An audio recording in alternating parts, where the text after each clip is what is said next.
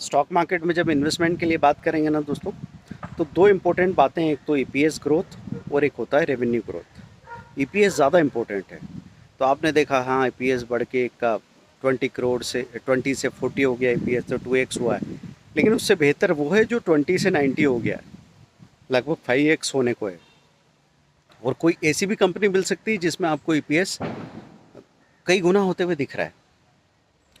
पर ऐसे देखना होगा आपको कि 10 सालों में ईपीएस की ग्रोथ है तो ठीक है, ग्रोथ हुई है। लेकिन अभी रिसेंट 10 क्वार्टर में भी ग्रोथ हो रही है कि नहीं हो रही है? क्योंकि 10 सालों से ईपीएस की ग्रोथ दिख रही है, लेकिन अभी अभी उसके रिजल्ट्स अच्छे नहीं आ रहे हैं, अभी वो ग्रोथ ईपीएस की नहीं हो रही है पिछले 10 क्वार्टर में। तो फिर उसके चलने में आपको इंतज़ार करना पड़ेगा, और बाज़ार के गिरने में वो बहुत तेज़ी से करेक्ट भी हो सकता है। तो ये कुछ बातें धीरे धीरे ध्यान दे के और एक्सपेरिमेंट करते जाएंगे ना, और आपने कोई बहुत बड़ा दांव नहीं लगा रखा है लालच में, तो डरने की कोई बात ही नहीं है। आराम से इन्वेस्टमेंट करो, आज़ादी से घूमो जैसे हम घूम रहे हैं।